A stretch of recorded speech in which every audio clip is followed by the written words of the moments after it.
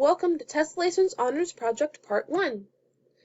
Part 1 of our honors project this semester includes 3 research questions. What is a tessellation, and how are transformations used to create a tessellation?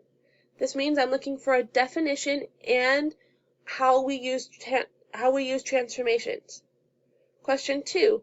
Which regular polygons tessellate? Make sure you list all of them or you will not get full credit. 3. Why do these regular polygons tessellate while others regular polygons do not? Include a discussion of interior angles in your response. Also include an example of a regular polygon that would not tessellate and explain why not. So make sure you have an explanation of why specific polygons tessellate and why some others don't. This comes down to interior angles of the polygon. Also include a polygon that does not tessellate, and use your interior angles to explain why it doesn't. Part 1 also includes creating your own tessellation. Now don't panic, this is just a basic tessellation. Using your geometry software, create a regular tessellation. You may use coloring patterns to make the tessellation more visually interesting. Submit the geometry software file containing the tessellation. Submitting the file makes it easier for me to grade. Write a detailed explanation of the steps you use to create your tessellation. So how did you make it? A model worksheet and response have been provided for you. If you choose to tessellate the same regular polygon as the example provided, you must use a different transformation from those used in the model. So here are some tips.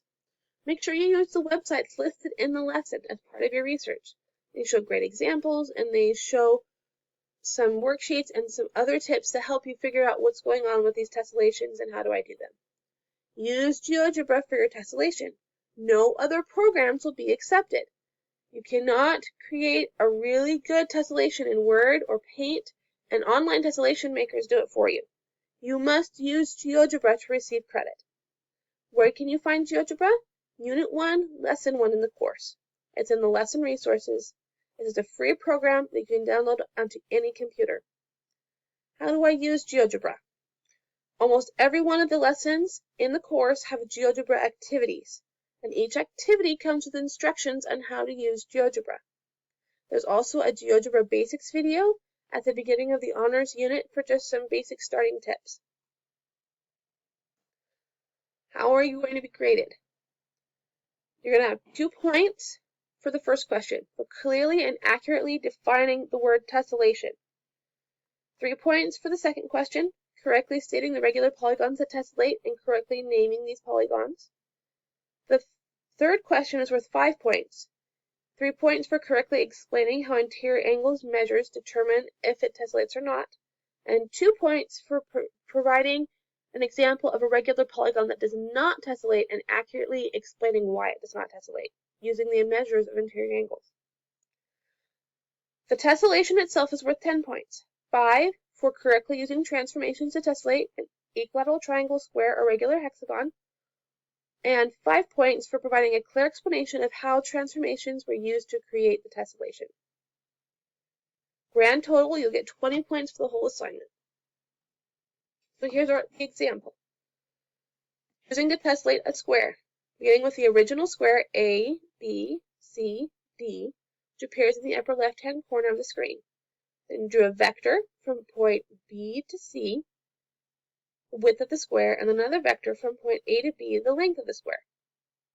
I repeatedly translated this square down and to the right and down by vectors V and U.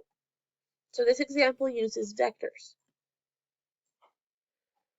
So here's some other instructions you could use.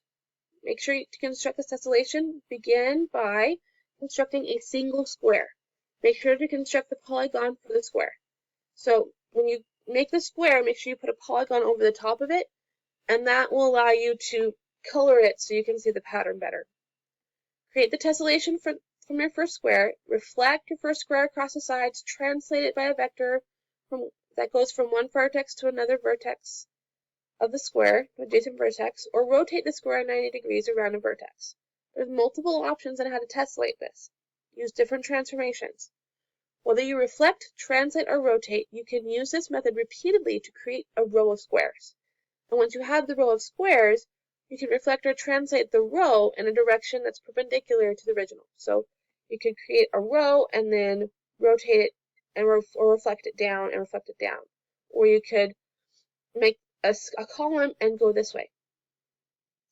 That way you can take your rows and just move your rows, and all of a sudden you have a big tessellation from just one little square that you made into a row. If you have any questions at all, please reach out to your teacher. We are all here to help you, and we're all here to help you succeed. And the tessellation project can be quite fun. Just let us know, and we are here to help. Good luck!